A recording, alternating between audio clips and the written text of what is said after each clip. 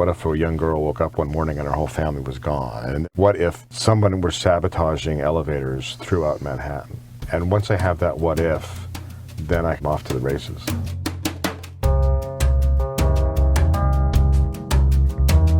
I'm Michael Tamblyn, CEO of the global ebook store Rakuten Kobo. We have a regular procession of authors who visit the Kobo offices.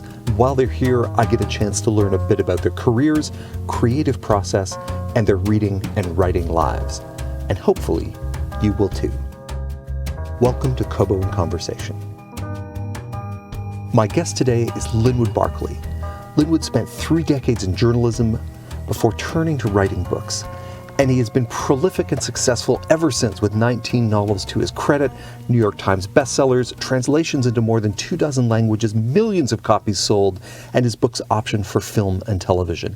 He is a master of the thriller, the slow reveal, the plot twist, and his most recent novel is no exception.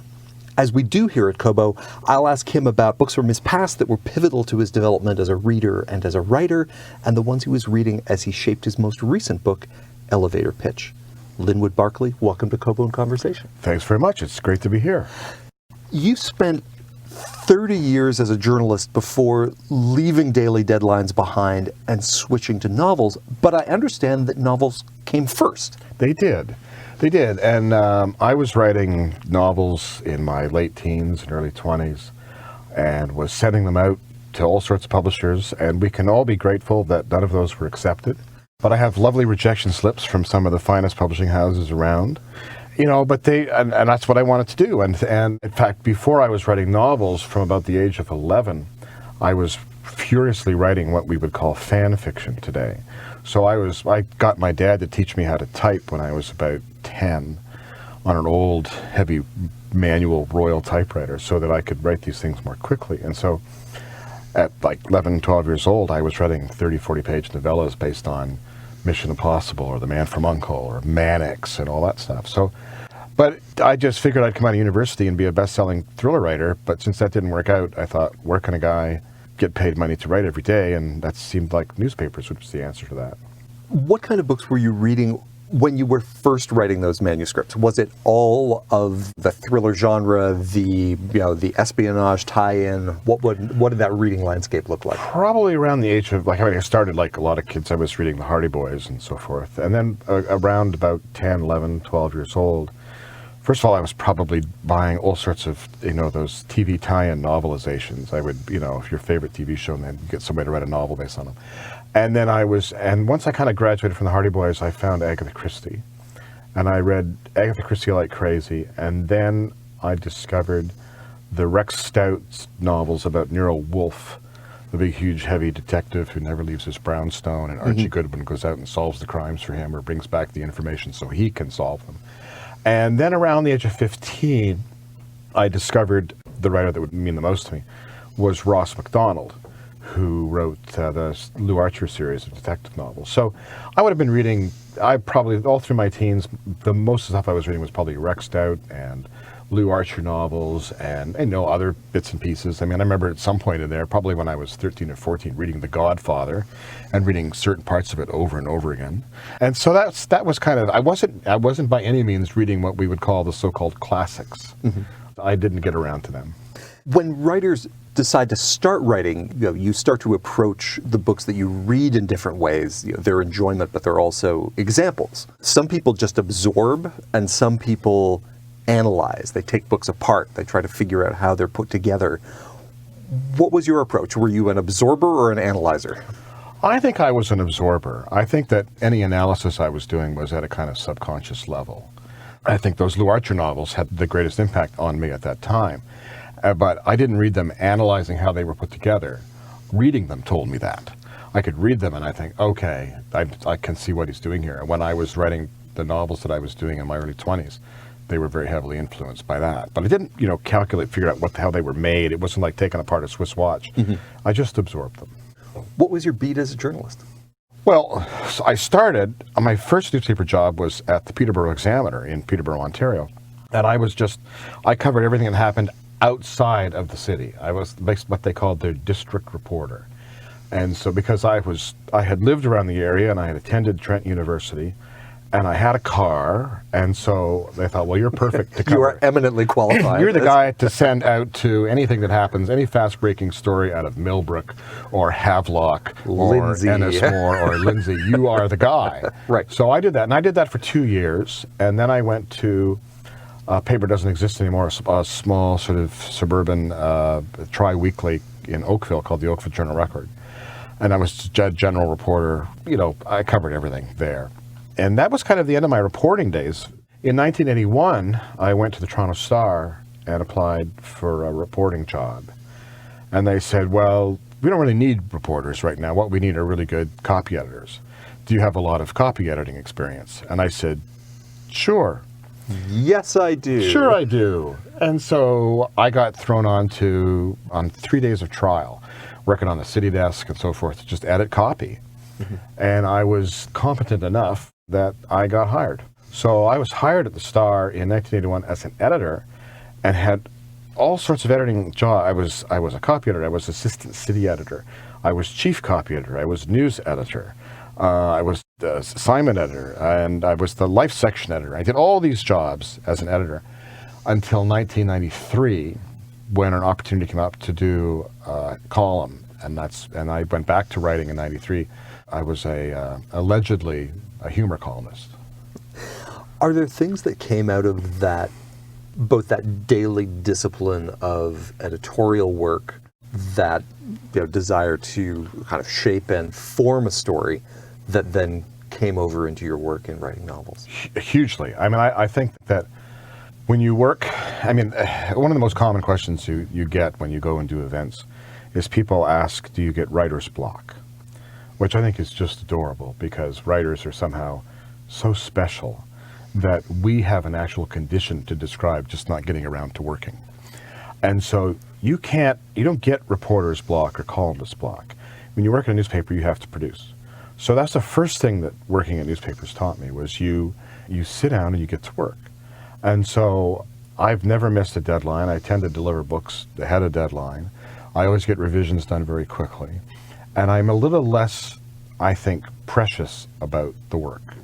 Because, I'm used to, I remember when I would work on the editing desk, and you would get the main story for the front page the next day that was 2,000 words, and it arrived at 7:30 and had to be rolling on the presses by 10. And at 7:30 it was a mess. And you had to take that story and rewrite it from top to bottom, and you had to do it in an hour. And I could do that. So now, when I have revisions, people say, oh, well, that's going to take you a long time to do this.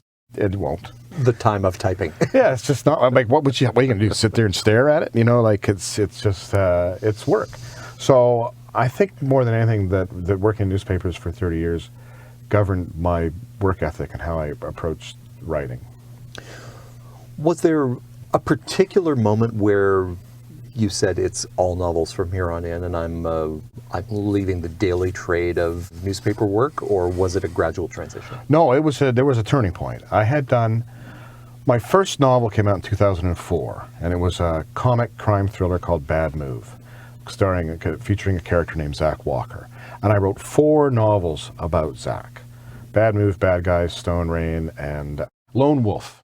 And I did those 4, and collectively they were published by Bantam out of the US. And they collectively sold something like 60 copies or something, I don't know. And then I had an idea for another book. My agent had said, you know what, it's time to stop doing a funny series, and it's time to do something else, because those aren't clicking. And I had another book that I had an idea for that became a book called No Time for Goodbye. That book came out in 2007. And first thing that happened was the offers we got for that book were significantly higher than any that I'd had for the funny thrillers. Those books we sold for a considerable advance in the UK and in Germany. And everyone said, this is a great thriller. So when that happened, in fact, the book came out in Germany in translation before it came out even in English anywhere, and was a huge bestseller in Germany. So I took a year off from the Star at that point. I thought, well, I have a contract to write another book. So instead of having to try to find time to write a book between writing 130 columns a year, I will just write the book. And then during that year, things got even better. That book got picked by a book club, like a TV book club in the UK, Richard and Judy it's called. And No Time for Goodbye became the single best-selling novel of the year in the UK in 2008. And Richard and Judy has immense power in the I UK. know. And in fact, I've had 2 Richard and Judy books. They had one a few years after. So when that happened, I thought, I can leave the day job. So it wasn't a gradual decision. As I was doing the Zach books, I thought, well, this will be my life. I'll write columns and I'll try to do one of these funny thrillers a year. But then when that happened, I thought, I was confident that I could just write full time. And I was at the point, I'm very cautious and conservative sort of guy financially. And I thought, I won't feel safe leaving my salary job until the books can pay me more than the salary job. So there's a cushion there. And so that's when I left. So the last columns I wrote were in 2006. And you sound relatively sanguine about making that switch from comic thrillers to thrillers. Yeah, darker stuff. Was it that easy a transition to make for you, or was there this sense of, oh, okay, I'd better try something else? No, because, I mean, we're still writing, and in many ways, I think I was still writing the same kind of book. I mean, the 4 funny thrillers were still thrillers. I mean, they were out and out thrillers, but there was a tone to them. Sure. And the lead character was a bit of, what's the right word that I can't use on air or whatever, but he was a bit of a jerk, a well-intended jerk. And so I thought it was just a question of kind of reining in those sort of comic tendencies. Because, I mean, I've been writing a humor column for, 14 years. And so that was kind of my go-to point. There's a lot of muscle memory. Yeah, around that's that. just kind of, yeah. So it was a question of every once in a while I would get my agent or my editor would say, this particular line or this part here is just a little too off the wall for what you would consider to be a dark, serious thriller. So I would rein myself in. I learned after a couple books to sort of, just how far to go. But that wasn't a difficult transition. Have you had any further evolutions in style over time, as in terms of the levels of intensity, levels of darkness, as you look across now, and really sort of 16 books in that genre? That's a good question. I've never been asked that. I think that the books, for me, have become slightly more complex and layered since then. And for example, when I was doing the early novels, they were all first person and completely first person. And then as I started writing, I thought, well, that's very limiting because if it's all first person, I can never be with the bad guys and see what they're up to. So then I started a variation where I was doing first person alternating with third person chapters where I could change the point of view. And then I've ultimately kind of gone to just all third person. So there's kind of been a transition just in terms of point of view in the way I've done these books. And elevator pitch is, I think, a perfect example of that greater level of complexity that you described. There are a lot of moving parts to it. Yeah, there's a lot of balls in the air. We have a philandering, bombastic, notorious New York businessman who's caught in a scandal. We have the journalist who's chasing him, a murder on the Highline Park, being investigated by a cop with PTSD, a Midwestern American extremist group, and a string of deadly elevator accidents that doesn't appear to have any connection to any of the above. That is, as you say, a lot of balls in the air. Yeah, there's a lot going on in that book. When you're putting together a plot like that is layered, interconnected, a lot of different characters, what do you start with? Well, in the case of elevator pitch, you start with a significant incident, and that happens to be in the first chapter, the plunging of an elevator that that should not have happened, and that's what really sets everything in motion. That's the first domino, and so that you flick that domino over, and everything starts to go from there. And that's kind of true for most books that I do. Is that I need an opening chapter that is a what if. What if this happened? Like in One Time for Goodbye, what if a young girl woke up one morning and her whole family was gone? And this, what if someone were sabotaging elevators throughout Manhattan? And once I have that what if, then I'm off to the races. And how do you build out from there? Is that characters kind of put into situations? Is that situations that you want to get to? What's the structure that you build on? Well, once I know what my what if is, like, and as I say in the first chapter of Elevator Pitch, there's a bit meta, the first chapter of Elevator Pitch. You have a guy, an aspiring screenwriter who jumps onto an elevator and corners a producer to pitch his idea for a film, And of course, he knows she may get off very soon, but then the elevator misbehaves and plunges, and everybody who's in it is killed. And once I have that what if, I think, well, what, then I have to know before I start writing the book, what set of circumstances brought us to that point? Like, what is the foundation of the story? Who's done what, and why are they doing it? I want to know that before I start. Mm-hmm. I know that a lot of authors start working in and think, well, I'll figure that out as I go. But that's something I want to know. I can't figure out the whole plot, but I want to know what's the sort of instigating incident that drives this thing. So once I know that, and then I start thinking, well, I'm going to need some crusading journalists, and I'm going to need some cops, and I'm going to need some jerk mayor, and I'm going to, and it all starts to gel in my head of how it's going to come together. And, I'll have a few pages of notes, of scribbles that I make when I'm trying to think how I'm going to do a book. But once I now kind of know what the story is, then I just kind of get going. Do you like the research part of the process? It depends. I'm not a huge research guy. I set my books in worlds that I'm familiar with. I mean, they're not historical. They're not happening in faraway kingdoms or anything like that. They're set in worlds that I know, and they star people that I know who are just regular people, whether they're teachers or they're just teachers, or they're car salesmen, or they're just regular people. So in that sense, I don't have to necessarily do a lot of research. And I'm not one of these guys who's really turned on by all this sort of CSI forensic stuff. That kind of bores me. I mean, chemistry was the only subject in high school that I bailed from, because I'm more interested in people than blood type, and bone fragments. I care less about that. But in the case of elevator pitch, I did do some research in that I went, it was arranged for me to go into one of the tallest skyscrapers in Toronto with the fellow who oversees them. And we went, through the whole system, and we would, open up the door at the 20th floor and look up the shaft and look on top of the elevator. And one of the things that I thought, I knew I really had a book that was going to work, when the fellow who was showing me around had in his hand what was like a large TV remote. And he said, and with this device, he said, I can control every elevator in the building and everything that it does just from this handheld gadget. And I went, wow, God, where would you get something like that? And he said, oh, you can get one on eBay for $500. Now, for a regular member of the public, that might be sort of an unnerving thing to know. As a thriller writer, I went, yes, that's great. That just makes everything I'm going to write more probable. Now, in the real world, to be able to adapt that device and have an interface with this building's a little elevator system, that's no easy task. But someone probably could do it. That's what all I needed. Writing a single book is, I think most people feel, a fairly Herculean task. Writing 19 feels like a different order of magnitude. Has the way that you approach a new book changed over the course of your career? It feels like if you do 20 of something, you learn a few things. You'd like to think so. And yet I think with every book I make some new mistake and learn again.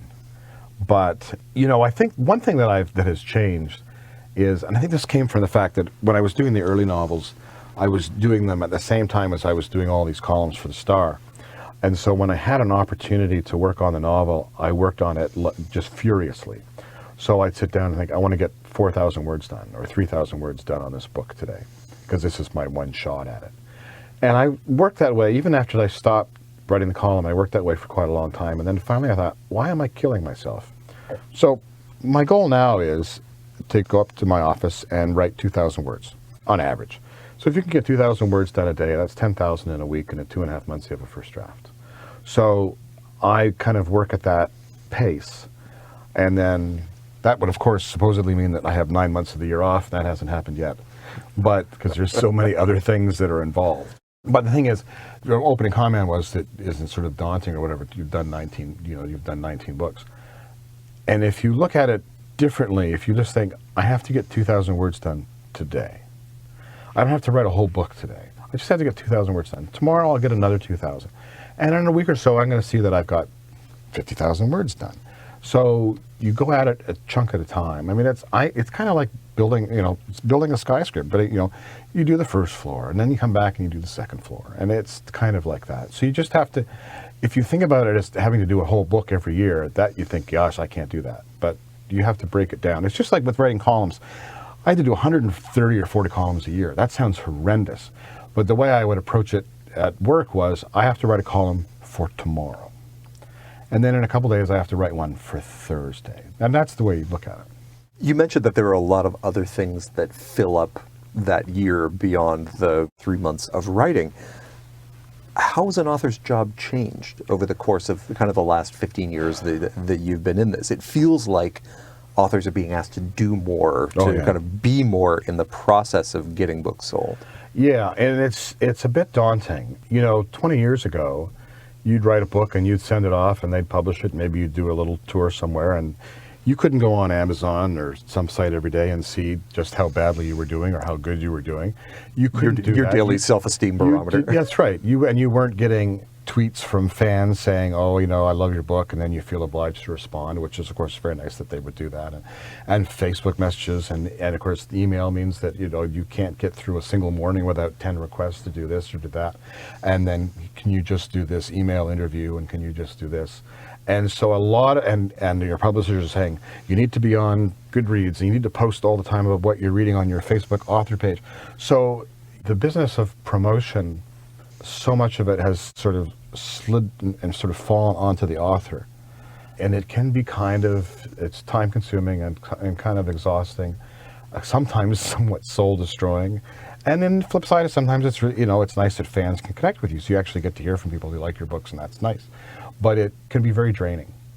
Does that level of engagement change the work itself? When your fans are able to reach out to you essentially on a daily, hourly, minute-by-minute basis, is that a different voice in the back of your head than when you see them once a year when you're on the road for a book tour? At least for me, I don't think it changes the books at all. The actual product, I don't think changes. I just think it affects me more just when I'm finally am able to write. I'm sort of like, I feel I have to get something done because I've just lost an hour on Facebook, or I lost an hour doing an interview, so it's really a time management thing, I think, in a lot of ways. But I don't think it changes the product, at least not for me. You've always been interested in TV and film in connection with your books, and we're in what some would say is the golden age of television, and that comes with this insatiable hunger for adaptations of books for the screen. And has that created new opportunities for you? Yeah, and it's interesting you should mention that, because I think, in the past, I think a lot of authors might feel that we're in competition with each other, which of course I suppose is still true, but there's always room for one more book. But I think that now that you can consume television in the way that you consume a book, like one chapter after another, you don't have to wait a week. I think that, as a writer of novels, is the competition. I have to write something that's engaging enough that you won't sit down and watch 5 episodes of Ozark. And so I was at a big thriller writers conference a couple of years ago, and we were all sitting around the writers, and we were saying, "Oh, have you seen Bodyguard, and have you seen this, and are you watching Breaking Bad?" And then we realized that none of us were talking about books. And that was troubling. But to more directly answer your question, yes. I wrote a book a few years ago called Never Saw It Coming. I wrote a screenplay adaptation for that, and we got that made into a movie on a modest budget in Canada a couple years ago. It's now streaming on Crave. It's got Emily Hampshire in it and Eric Roberts. So I was involved in that. They did make a 6-part series out of my book, The Accident, in France, and it's really good too. But I obviously had no involvement with that. But I have, in the last couple of years, been involved in adaptations of other books of mine that so far we have not seen. This is the difference between having a book contract and having a contract to work on TV stuff, is that the book will come out. Right. But TV stuff, like, who knows? A couple of years ago, I was working with a guy, director of two Bond movies, who wanted to make a 6-part series out of one of my books and wanted me to write all 6 episodes. They flew me to London. We met at the network and met him, and I spent 6 months writing the 12 drafts of that first episode, and then finally the network went, "Nah, I don't think we'll do it." And so I'm getting practice. My Promised Falls trilogy is now development for a series, and I've submitted the 2nd draft of the pilot, but it all moves glacially. What else do authors need to be aware of when they go into that process, beyond the kind of message in a bottle quality of not knowing if it will reach the sender? Well, if you're not someone who can handle input from others, I would say don't get into it. because so many people weigh in with suggestions and what they think. Everyone's putting an Orient about what they think the episode needs or what this character needs and so forth. And even with this thing that I'm working on for my Promise Falls trilogy, we've made a lot of changes from the original novels, and a lot of them have been my proposals. I've thought, if I had thought of this when I was writing the novels, I would have done this. So this is an opportunity to take that concept and have some fun with it and do something else. But if you consider every word that you've done is precious and you don't want to have to work with others, or if you don't play well with others, don't get into it, would be my advice. And if you still have a soul that you would prefer not to be destroyed, that's another reason perhaps not to do it. When you get a spare minute, what are you reading for your own enjoyment right now? I read a lot of different stuff. I don't read as much of the kind of stuff that I write as you might think. It kind of varies. You know what I'm reading right now? I had never read the two collaborations between Stephen King and Peter Straub that they did back in the 80s, The Talisman and I think Black House. I'm reading The Talisman right now because I bought these beautiful little hardcovers. I found them and I'm finally getting into that. But I read a lot of crime fiction. I tend to read crime fiction crime writers who I think are way better at this than I am. So there's a lot of them. And, I'll read James Lee Burke and George Pelecanos and, people who I think are really superb at this. And generally because of the writing and the characters are what draw me. But I recently read this huge biography on Mel Brooks that was fascinating. I still think he's funny, but I don't like him at all anymore. And so I kind of mix up what I read. This book has a corrupt businessman / politician, homegrown extremists, and crashing elevators. Are you working through some of your own anxieties here? Yeah. Well, not as much in that book, perhaps, but I certainly have in others. And I think all of us who've had kids, mine are grown now, go through a lot of the same anxieties, particularly through teenage years. And a lot of those parental anxieties have worked their way into a lot of my earlier books. And even the Zach Walker character who was starred in those comic thrillers, he was kind of angst-ridden, an anxiety-riddled kind of person, and he's basically me unchecked. And what does purely unchecked look like? What are you trying to tamp down? Certainly in Zach's case, Zach was this a safety phobia kind of guy. And he was always involved in what I would call instructive theatrics to make other people behave more responsibly. And so he gets in the most trouble. It would drive him crazy. Those books all came from going grocery shopping with my wife and observing how she would always leave her purse, usually open, sitting in the little kiddie seat of the shopping cart, and would wander down to the end of the aisle to pick out the spaghetti sauce she wanted to get. And I would see the purse sitting there and it would drive me insane. I would think, why don't I just take out my wallet and drop it in there too so whoever goes by can have everything? And I thought, I should teach her a lesson and pretend to steal her purse so she would never do that again. But I didn't do it because I wanted to live. But I thought, but what if I did do it? And that's how Zach was born. Zach does that. And it would have been really great if he had been at the right shopping cart, but he wasn't. And so those kind of anxieties work their way into it. But, I kind of extrapolate. I sort of think, what are my worst behaviors and how can we put them in print, make them even more objectionable? Excellent. Linwood Barclay, thank you so much for joining us. It's been a pleasure. Great fun. All of the books that you have heard on this episode can be found by going to www.kobo.com/conversation. All of the books that Linwood has mentioned should be there as well. You can go to any of your favorite podcast locations to find more episodes of Kobo and Conversation, and also be sure to check out our sister podcast, Kobo Writing Life, which gives you all of the ins and outs about life as an independent